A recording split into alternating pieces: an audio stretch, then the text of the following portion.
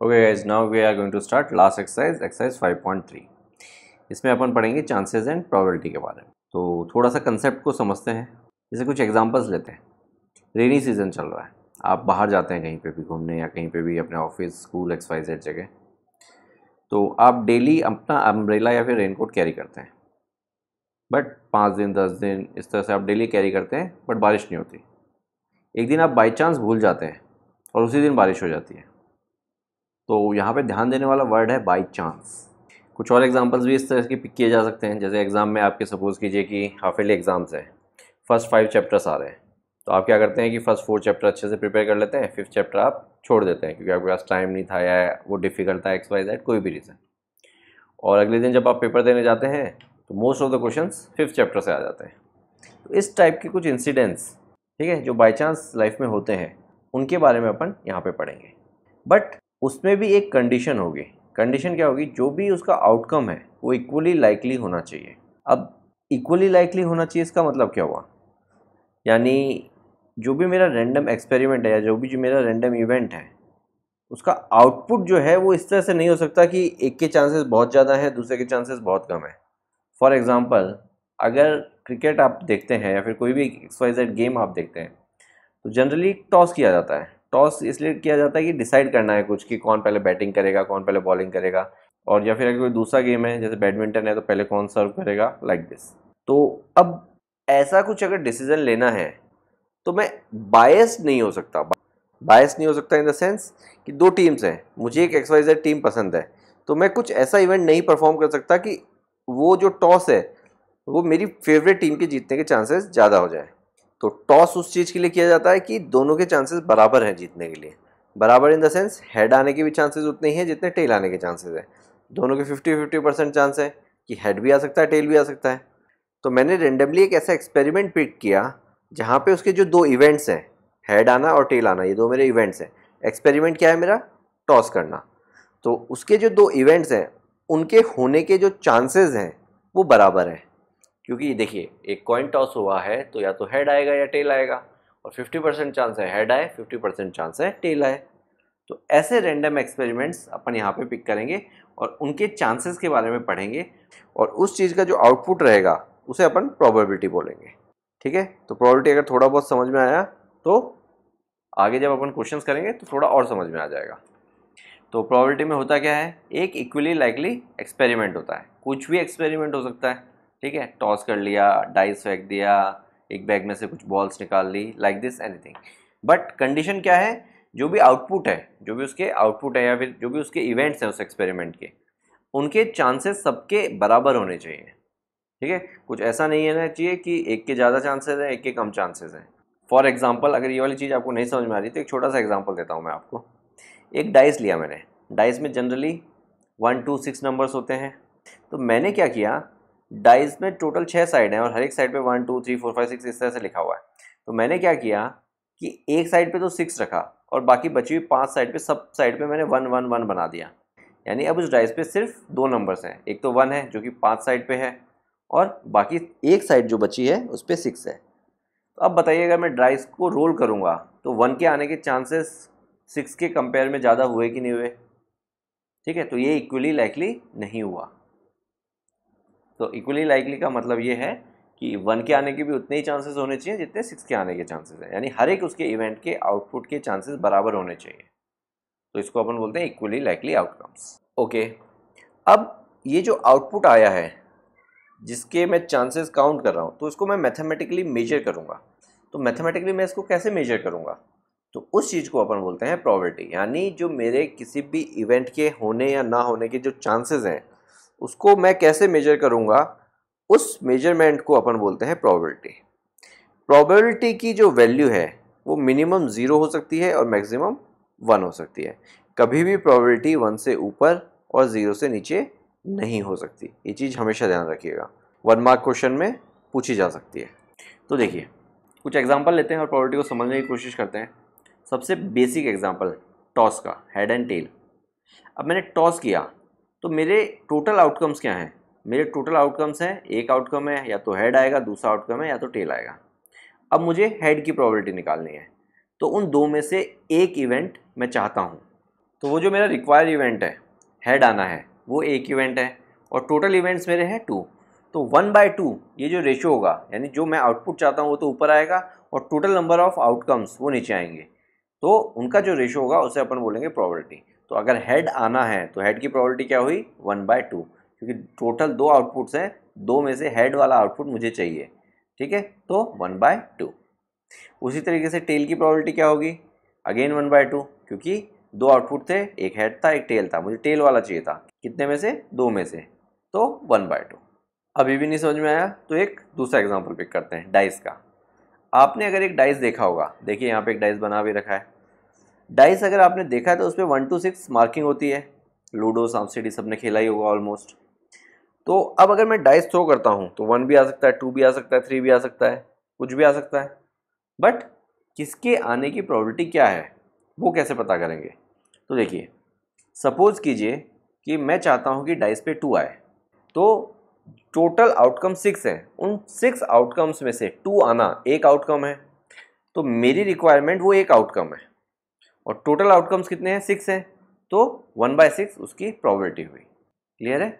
अब अगर कोई बोलता है कि what is the probability of getting 5 आने की प्रोबेबिलिटी क्या है, तो अगेन इसका आंसर भी होगा 1/6। रीज़न, टोटल 6 आउटकम है, 1 आना एक आउटकम है, 2 आना एक आउटकम है, 3 आना एक आउटकम है, लाइक दिस, और 5 आना भी एक आउटकम है और वो वाला आउटकम मुझे चाहिए। तो ये एक आउटकम की बात कर रहा हूँ जो मुझे रिक्वायर्ड है टोटल 6 आउटकम्स में से, तो 1/6 इज द माई प्रोबेबिलिटी।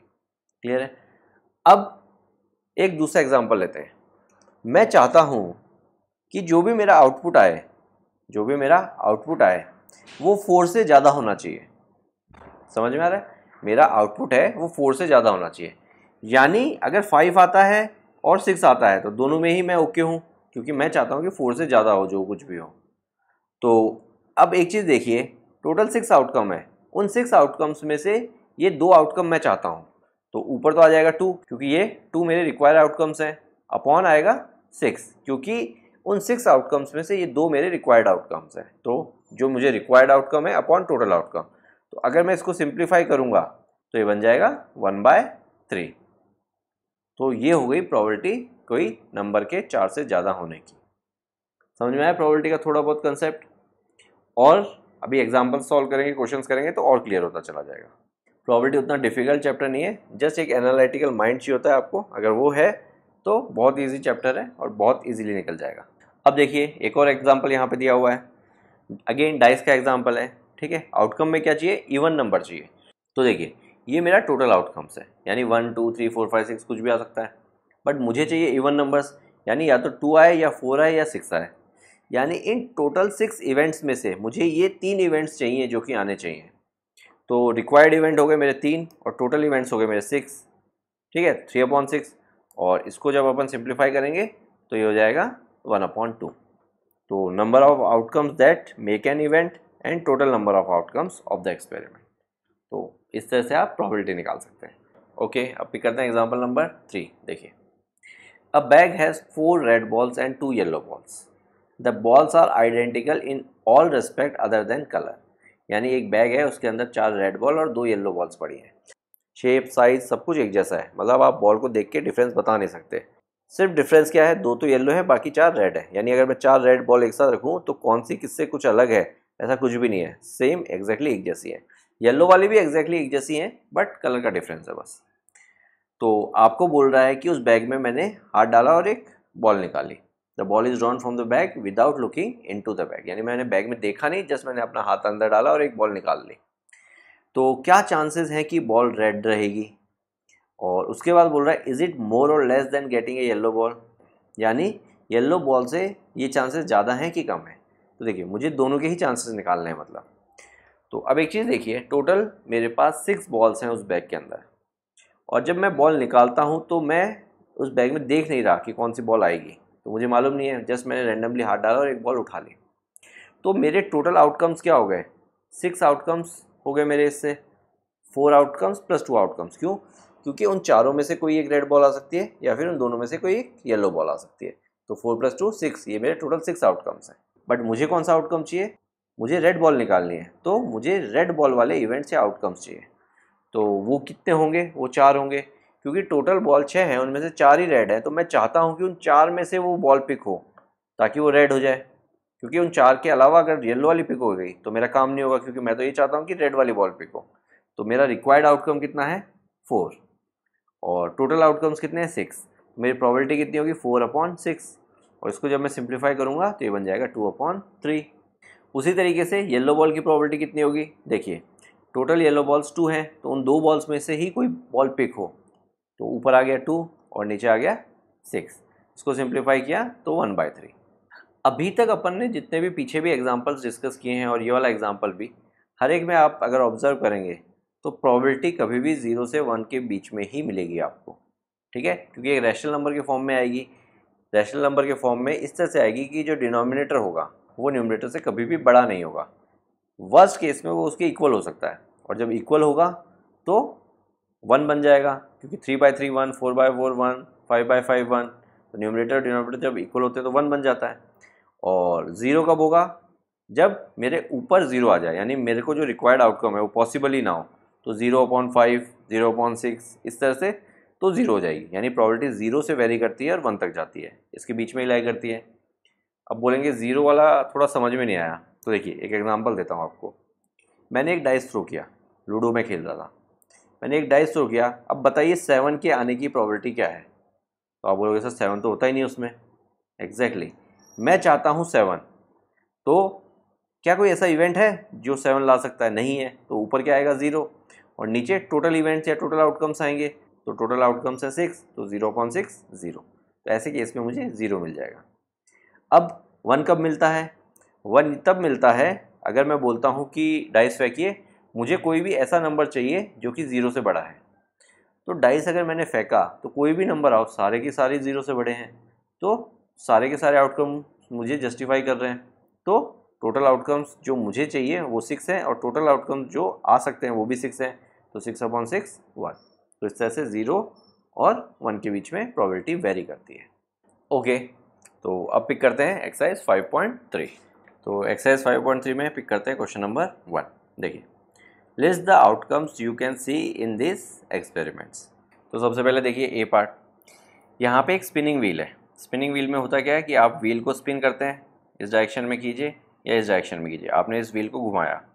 अब व्हील जब घूमने के बाद रुकेगा किसी एक स्टेशनरी पोजीशन पे, तो ये पॉइंटर जो है किसी ना किसी के ऊपर रहेगा, या तो बी पे रहेगा, या सी पे रहेगा, डी पे रहेगा, ए पे रहेगा, किसी ना किसी के ऊपर रहेगा। तो इस टाइप का गेम बहुत से लोगों ने खेला होगा, और एटलीस्ट खेला नहीं होगा तो देखा तो ज़रूर होगा।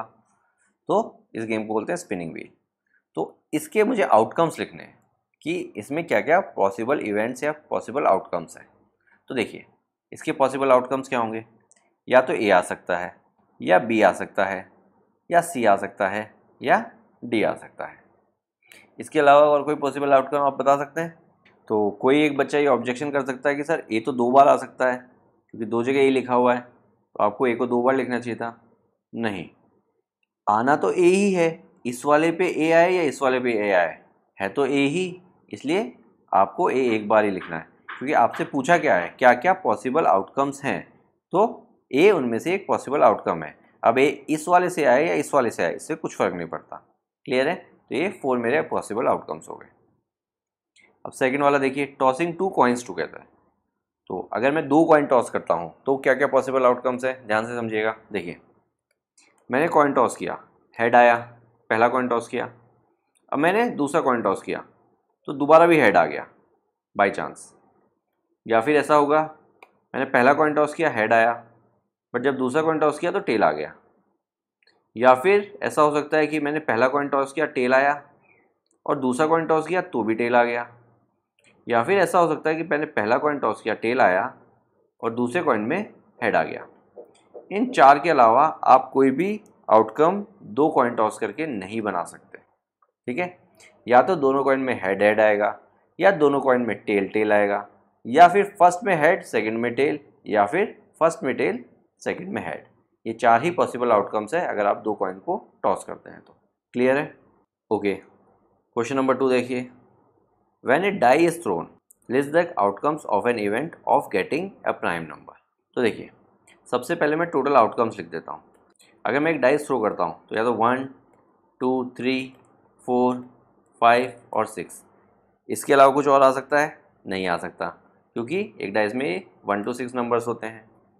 तो आपसे बोल रहा है कि एक प्राइम नंबर आना चाहिए, तो उसके लिए कौन कौन से आउटकम्स आपकी रिक्वायरमेंट में रहेंगे, यानी मुझे इनमें से प्राइम नंबर्स पिक करने हैं। क्लियर है?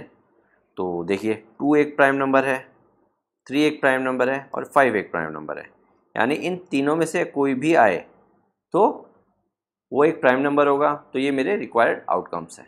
अब कुछ बच्चों को 1 के लिए कन्फ्यूज़न होता है। 1 एक प्राइम नंबर नहीं है। 1 ना प्राइम नंबर है ना कंपोजिट नंबर है। 1 एक यूनिक नंबर है। प्राइम नंबर क्या होते हैं? प्राइम नंबर वो होते हैं जिनके 2 फैक्टर्स होते हैं। ठीक है, यहाँ पे देखिए 2 के 2 फैक्टर्स हैं, एक तो 1 है एक 2 खुद है।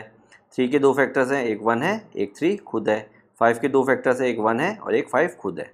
यानी ऐसे नंबर्स जिनका 1 और खुद के अलावा कोई दूसरा फैक्टर नहीं होता। ठीक है, वापस रिपीट कर रहा हूँ मैं। प्राइम नंबर्स वो होते हैं अगर उनके मैं फैक्टर्स बनाता हूँ तो 1 और वो नंबर खुद, उसके अलावा आप कोई दूसरा फैक्टर नहीं फाइंड कर सकते, उन नंबर्स को आप बोलते हैं प्राइम नंबर्स।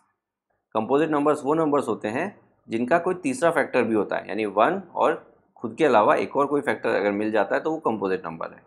अब 1 यूनिक नंबर इसलिए है क्योंकि 1 का सिर्फ एक फैक्टर है, वो नंबर 1 है और वो खुद भी नंबर 1 है, यानी फैक्टर तो एक ही हुआ।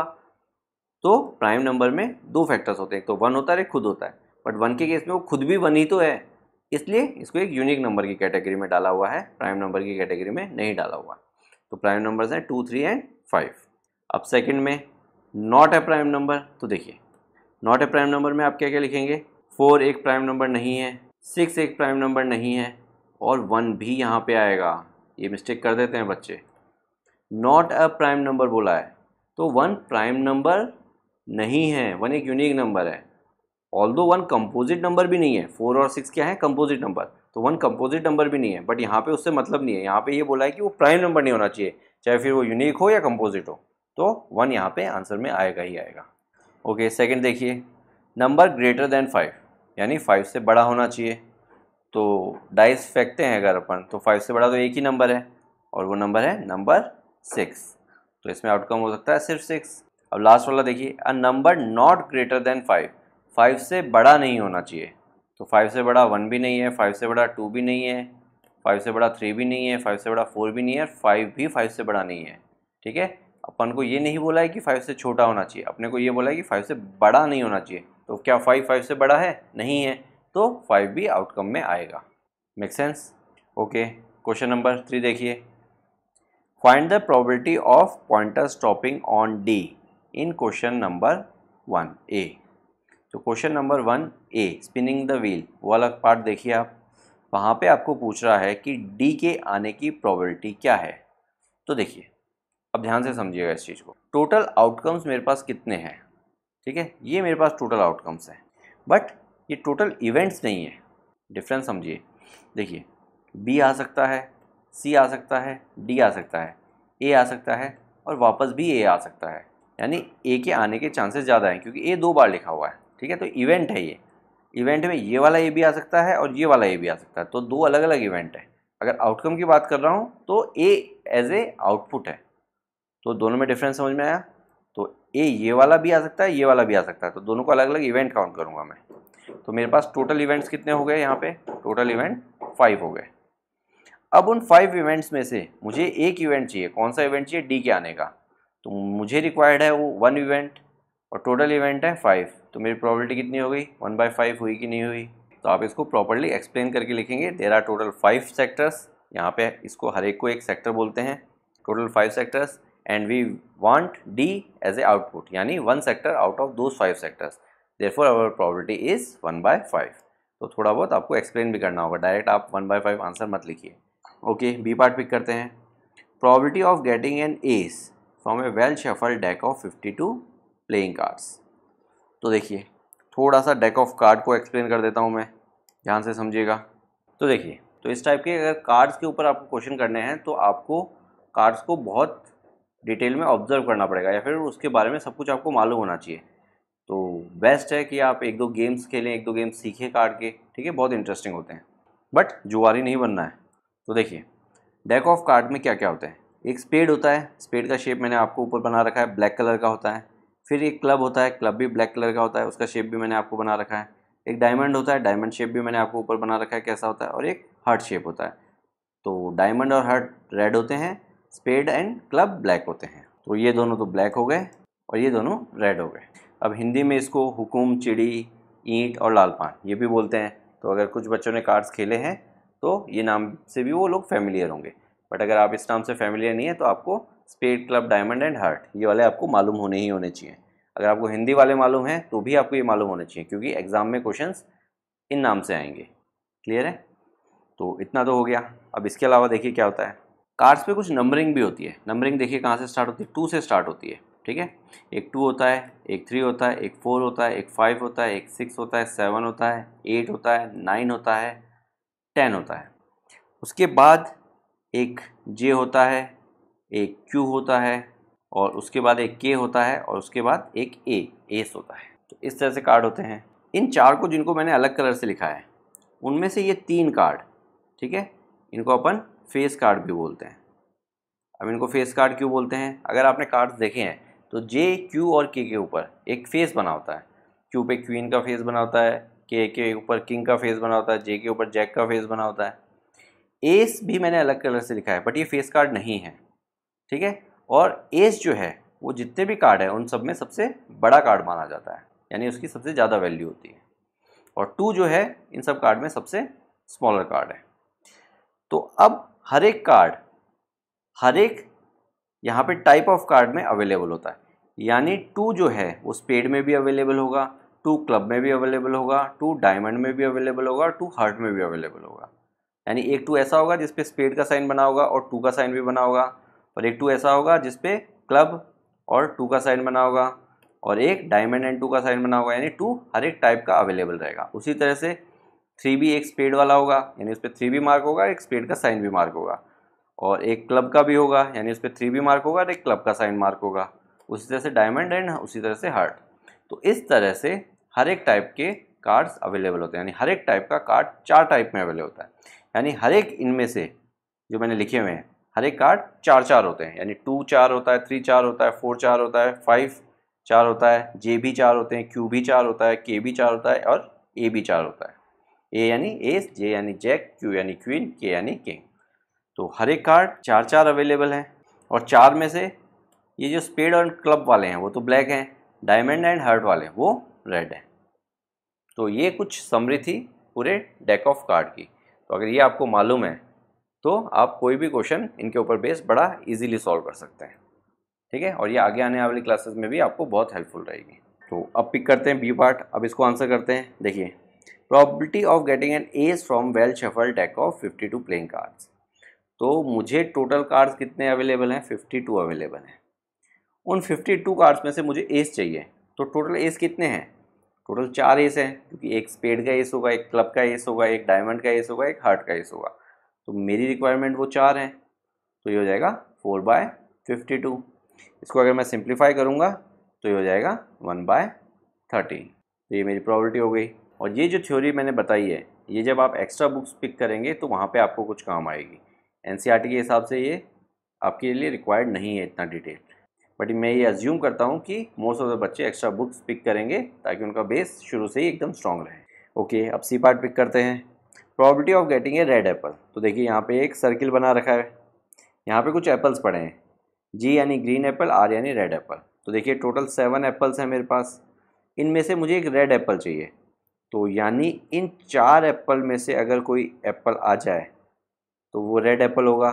तो इन 7 में से ये 4 एप्पल में से कोई एक चाहिए मुझे, तो ये हो जाएगा 4/7। तो प्रोबेबिलिटी हो गई 4/7। ईजी। ओके, क्वेश्चन नंबर 4 देखिए। Numbers 1 to 10 are written on 10 separate slips. तो मैंने 10 सेपरेट स्लिप्स बना ली। एक पे 1 लिख दिया, दूसरे पे 2 लिख दिया, तीसरे पे 3 लिख दिया। तो इस तरह से मैंने टोटल 10 स्लिप्स बनाई और हर एक पे एक एक नंबर लिख दिया और उसको एक बॉक्स में डाल दिया और मिक्स कर दिया। आगे बोला 1 slip is chosen from the box without looking into it, what is the probability of getting. यहाँ पे आपको 4 पार्ट्स दिए हुए हैं। देखिए, एक बॉक्स में 10 स्लिप्स पड़ी है, उन पे 1 to 10 नंबरिंग की हुई है।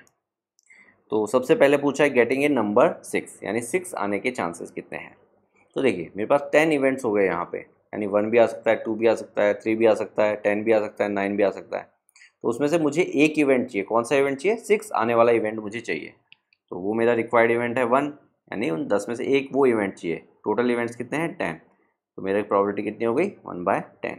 अब सेकंड में देखिए, getting a number less than 6, यानी 6 से छोटा नंबर आना चाहिए। तो देखिए 1 भी आए तो चलेगा, 2 भी आए तो भी चलेगा, 3 भी आया तो भी चलेगा, 4 आया तो भी चलेगा, 5 आया तो भी चलेगा।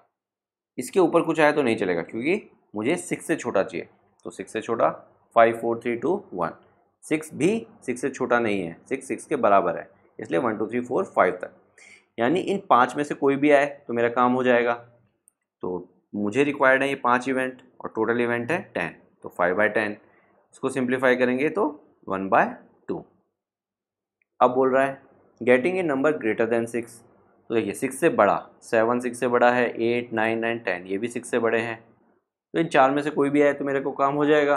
तो मुझे रिक्वायर्ड है ये 4 इवेंट्स और टोटल इवेंट्स हैं 10, तो ये हो जाएगा 4/10। इसको 2 में से काटिए तो हो जाएगा 2/5। तो ये मेरा प्रोबेबिलिटी। अब लास्ट वाला पार्ट देखिए, गेटिंग ए 1 डिजिट नंबर। तो यहाँ पे सारे 1 डिजिट नंबर हैं, ठीक है, एक को छोड़ के। इस 10 को देखा जाए तो ये 2 डिजिट नंबर है, यानी इस 10 को छोड़ के कुछ भी आ जाए। तो टोटल इवेंट्स जो मुझे चाहिए वो कितने हो गए? 9, और टोटल इवेंट्स हैं 10, तो प्रोबेबिलिटी हो गई मेरी 9/10। इजी। ओके, अब पिक करते हैं क्वेश्चन नंबर 5। क्वेश्चन नंबर 5 में देखिए, if you have a spinning wheel with 3 green sectors, 1 blue sector and 1 red sector, what is the probability of getting a green sector? What is the probability of getting a non blue sector? तो देखिए मैंने एक wheel बना दिया यहाँ पे, इसके अंदर 3 ग्रीन सेक्टर बनाने हैं मुझे, ठीक है। तो एक ग्रीन सेक्टर ये बना देता हूँ G1, एक दूसरा ग्रीन सेक्टर G2 और ये ग्रीन सेक्टर 3। अब एक ब्लू सेक्टर बनाना है तो B से ब्लू सेक्टर। अब एक रेड सेक्टर बनाना है तो इसको मैंने रेड सेक्टर बना दिया। अब स्पिनिंग व्हील है तो इस तरह से एक पॉइंटर रहता है, ठीक है। अब मैं व्हील को रोटेट करूँगा, पॉइंटर फिक्स है, तो इस पॉइंटर के नीचे कोई भी सेक्टर आ सकता है, ब्लू ग्रीन रेड। तो आपसे पूछा है what is the probability of getting a green sector. तो देखिए टोटल सेक्टर्स कितने हैं मेरे पास? टोटल मेरे पास 5 सेक्टर्स हैं, 3 तो ग्रीन के हैं, एक ब्लू का है, एक रेड का है। उसके बाद मुझे क्या चाहिए? मुझे ग्रीन सेक्टर चाहिए, चाहे वो G1 आ जाए, चाहे G2 आ जाए या G3 आ जाए। ग्रीन सेक्टर है G1 G2 G3, तो मैंने नाम दिया है, बट ये ग्रीन कलर से शेडेड है इसलिए इसको ग्रीन सेक्टर बोल रहे हैं। तो इन तीनों में से कोई भी एक सेक्टर आ जाए, यानी मुझे रिक्वायरमेंट है इन 3 सेक्टर्स की, तो प्रोबेबिलिटी होगी मेरी 3/5। अब सेकंड पार्ट में पूछा है what is the probability of getting a non blue sector, यानी ब्लू सेक्टर के अलावा कोई भी सेक्टर मुझे चलेगा। तो 5 सेक्टर में से, यानी ये ब्लू वाला सेक्टर अगर मैं हटा दूं तो बाकी कितने बचे? 4 सेक्टर्स बचे मेरे पास। तो ये 4 सेक्टर में से कोई भी एक सेक्टर आ जाए, और टोटल सेक्टर्स कितने हैं? 5। तो प्रोबेबिलिटी होगी मेरी 4/5। किसके लिए? For getting a non blue sector. Clear है? ओके, तो आप पिक करते हैं क्वेश्चन नंबर 6। क्वेश्चन नंबर 6 में आपको क्या बोल रहा है? Find the probability of events given in question number 2। तो देखिए क्वेश्चन नंबर 2 में जो जो रिक्वायर इवेंट्स थे वो अपन ऑलरेडी डिस्कस कर चुके हैं। अब जस्ट अपने को उनकी प्रोबेबिलिटी निकालनी है हर एक इवेंट की। तो क्वेश्चन नंबर 2 में 4 पार्ट्स थे, तो लेट्स सी। ओके, तो देखिए क्वेश्चन नंबर 2 रिकॉल कीजिए। यहाँ पे अपन ने डाइस थ्रो किया था। जब भी डाइस थ्रो करते हैं तो ये 6 पॉसिबल आउटकम्स है अपने। क्लियर है? ये हो गए मेरे टोटल आउटकम्स। अब इसका फर्स्ट पार्ट देखिए, मुझे प्राइम नंबर चाहिए, तो मैंने ऑलरेडी यहाँ पे लिख रखा है 2 3 या 5 में से कुछ भी आ जाए तो मेरा काम हो जाएगा। तो देखिए फर्स्ट वाले पार्ट के लिए प्रोबेबिलिटी क्या हो गई? टोटल 6 आउटकम्स है, 6 आउटकम में से मुझे ये 3 आउटकम्स में से कोई सा भी चलेगा, तो 3 में से कोई से भी आ जाए। तो मुझे रिक्वायर्ड है 3 आउटकम्स और टोटल है 6, तो प्रोबेबिलिटी होगी मेरी 1/2। अब सेकेंड वाला पार्ट देखिए, नॉट ए प्राइम नंबर। तो ये चीज़ अपन डिटेल में क्वेश्चन नंबर 2 में डिस्कस कर चुके हैं ऑलरेडी। तो नॉट ए प्राइम नंबर में क्या क्या आएंगे? 1 4 एंड 6, यानी इन 3 में से कुछ भी आ जाए, और टोटल आउटकम से 6, तो 3/6। तो ये भी कितना हो गया? 1/2। तो ये था फर्स्ट का ए पार्ट और ये था फर्स्ट का ही बी पार्ट, ठीक है। अब सेकंड का ए पार्ट देखिए, नंबर ग्रेटर देन 5। तो 5 से बड़ा नंबर एक ही पॉसिबल है और वो है 6। तो मुझे एक 6 ही चाहिए और टोटल आउटकम कितने हैं? 6, तो 1/6 ये मेरी प्रोबेबिलिटी हो गई। अब इसी का बी पार्ट देखिए, a number not greater than 5। 5 से बड़ा नहीं होना चाहिए, तो 5 के इक्वल तो हो सकता है, तो टोटल आउटकम्स देखिए कौन कौन से पॉसिबल है, 1 2 3 4 5, तो टोटल 5 आउटकम्स पॉसिबल है। तो टोटल कितने आउटकम्स है, 6, तो 5/6। तो इस तरह से जो मेरे पास इवेंट्स जो मुझे रिक्वायर्ड थे वो मैं ऑलरेडी लिख चुका था, जस्ट मुझे उसको टोटल नंबर ऑफ आउटकम से डिवाइड करना था, वो मेरा प्रोबेबिलिटी बन जाता है। क्लियर है? तो इसी के साथ ये एक्सरसाइज और ये चैप्टर भी फिनिश होता है। प्रोबेबिलिटी कंसेप्ट पे और लॉजिकल माइंड के ऊपर डिपेंड करता है, ठीक है। तो इसके जितने ज़्यादा क्वेश्चंस की प्रैक्टिस करेंगे उतना ही आपके लिए बेनिफिशियल रहेगा। और फिर भी कहीं कुछ इशू आता है तो please let us know, we will try to help you out. Okay, see you in the next chapter. Amyo Mentoring. Make a difference. Hereby, students can contact us for group and individual mentoring session. Our location is mentioned in video description. Others can contact us for online classes, online doubt clearing sessions, and for other online videos which are not publicly available on YouTube. Thank you.